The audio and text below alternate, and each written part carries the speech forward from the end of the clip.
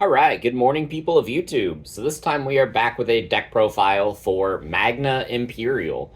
This is a deck that is pretty strong. It takes good elements from two really good decks and just goes really fast, has a lot of protection, and a lot of staying power in the current meta. If you guys like this kind of content, make sure you guys like and subscribe, and we will start, as always, with the Digitama. I'm playing two copies of the BT16 Digimon. There are less jamming inheritables in this version of the deck, so we do want some amount of power. But this is still our main egg. This is going to be the Bt12 Digimon. This card is going to let us draw one whenever we swing if we have a green dude in play, which Imperialdramon is a green dude, and this card is pretty good. So, yeah, drawing more cards in Paildra swings or buffing your Paildra up are the best options for your egg, so we're running a full house split between these.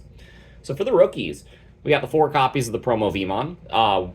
More card draw as the inheritable, and also a cheaper Evo climb is always appreciated. We got 4 copies of the Searcher Vmon from BT12. Searches most of the deck, and the inheritable is pretty much mandatory, which is why we are also playing 4 copies of the BT12 Wormmon. Basically the same card, except this card can't grab us the BT2 Davis, which is a little upsetting, but yeah, and it's not named Vmon, which you'll find is important later. And then we do play 2 more Wormmons, so we are on 6 Wormmons and 8 Vmons. I'm playing 1 copy of the Promo Wormmon, just because this inheritable effect is that important. You do want 9 copies so that at least 1 will be in your stack. And then I do play the single copy of the Wormmon from Bt16. This card is really great at recycling some of our pieces, since there are a lot of options in our level 4s. This card is pretty nice. Not only that, but you can do something pretty silly, and just recycle your Magnamon with this from the starter deck and just kind of keep controlling their board. The inheritable effect is pretty nice to suspend something, but the main reason you're in here is to recycle your armor pieces.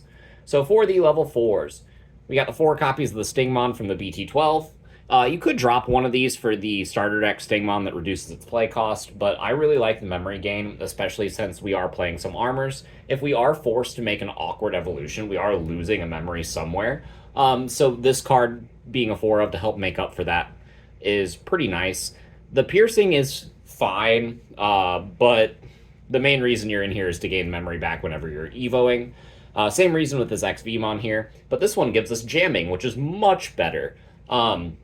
So yeah, the 8 cards here to give us memory back, plus the Kenan Davis Tamer, means that most of the time whenever we're DNAing at the end of our turn, we are gaining like 3 memory back, and it's kind of insane. Or at least 2, and that's enough to keep turn most of the time. And then we do got the single copy of the XVmon from EX1. I like jamming on my Imperialdramon, so I wanted 5 instances of that. And that's about all you can make room for in this variant of the deck. But I feel like 5 is enough, especially since we play a bunch of green armors. So for the non-green armors first, I am playing 2 copies of the starter deck 17 Magnamon. I would love to bump this card up, but we gotta make room for the other armors. This card is just great offensively and defensively. You can slap a Magna X on top of this. If you DNA with Imperialdramon with this card under it, then you do have the armor in your source for the Magna X, and that's really nice. We got 2 copies of Lydramon. It's a green card that goes over our Vmon. It can pick off Ukomons, and that's pretty fun. It's just a good card, but it's mostly in here for being able to evolve over Promo Vmon for just 1 memory, have a green dude in play, and then be able to slam the XV and then get the end of the turn DNA, and you know, you're chilling. This card is really good for your DNA plays. I guess, yeah, and it's really good for picking off Digimon like Ukomon. It can also go over the Wormmon too, which is kind of nice. But we do have the Toge Mugumon, which is kind of neat into other armor variants. This card is really cool at stripping sources over things that need their sources, like Partition Imperialdramon or, you know, for the mirror match and stuff. But this card allows you to have a blocker with Armor Purge, same as this Magna. But this allows you to go over a Wormmon for 2 memory, so it kind of gives you some variance in your plays, and if you have to Digivolve over a Wormmon for cheap, this card allows you to do it. Plus, being blue and green means it's a very versatile combo piece in our level 4 line. So for the level 5s, you know, you got the obligatory 4 copies of Imperialdramon. This card is super expensive right now for a reason. The Bt16 Imperialdramon is just far and away the best version of this card. Partition is really cool. Locking the whole board is really dumb. Double attack is really good. Like, this card just reads broken. So we got the one copy of the Bt12 Imperialdramon. Got my copies mixed up there for a second. But this card is pretty neat. Trashes extra sources. Again, for decks that need their sources, this card is really great. This card plus the Ken and Davis means that if you follow up with a starter deck Magnamon play, you get to bounce whatever you want. And it's just really nice. You can gain memory at the end of the attack if you have the free trade, if this is in your inheritables. So if you have the Magnum X, then you can get 2 memory back, and that's pretty fun. And this is a really good card, you know? But I do just want to play it as a one-of, because I do like the 3 copies of the starter deck Imperialdramon. Again, because being able to swing multiple times is kind of silly. The Ken and Davis is stripping enough sources anyway, so this Bt12 Imperialdramon is just kind of whenever you need that extra source strip. But this card being able to swing twice, bottom deck something 6k or less, you know, maybe an Ukomon, maybe Nume X or something. This card is just really, really good, and it helps you keep the foot on the gas while you are beating their face in with all your Adventure 2 Digimon. So, moving on to the level 6s, we got 3 copies of Fighter Mode Ace. We all know this card is fantastic. Really great offensively, and being able to swing twice is really cool. I had to drop it down to 1 Dragon Mode. Now that people know how to play around this card, it feels kind of win more. This card was really great at the start of the format, and I feel like it's going to dip for a little bit, but it will have its time to shine again, and it's still worth playing. But I did have to make room for the 3 copies of Magna X. So the main reason you would play this deck is because Imperialdramon swinging twice is really cool, gets your opponent half dead, but that's only half dead. And what happens if they respond to your Imperialdramon, and then, you know, they respond to the dudes that you partition with? Well, then you have to build a new stack.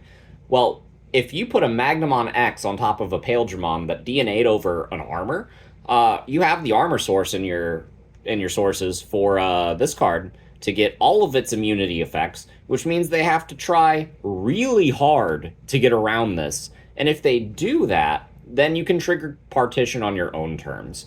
Magnamon X with partition is just really oppressive.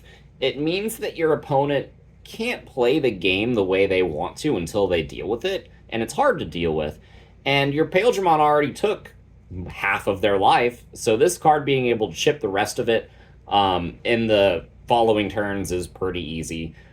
Plus, again, you can evolve it over the starter deck Magna, and the Bt6 Wormmon can help you recur that card, so it's pretty nice. So I like Magnamon X. I really like this card. I think it's fantastic, and being able to abuse it in another Tier 1 deck is really silly. So, for the rest of the deck, we do have the single copy of Gigadeth, because Gigadeth is really good against a lot of the format, mainly Nume, mainly Tyrant, the Fish deck now for some reason. Like, this card is just absurd. And with Ace Overflow being a thing against a lot of matchups, 9 doesn't feel terrible anymore. And then for the Tamers, we got the 2 copies of Starter Deck Davis. Not Starter Deck Davis. This one's just shiny because it came in a Starter Deck. But the BT, 3 Davis. The Search a blue and a green, and it's a memory setter. Card is really good. It's a double hit 90% of the time. And having this Tamer plus the Bt16 Davis and Ken is full combo. So these cards are really good.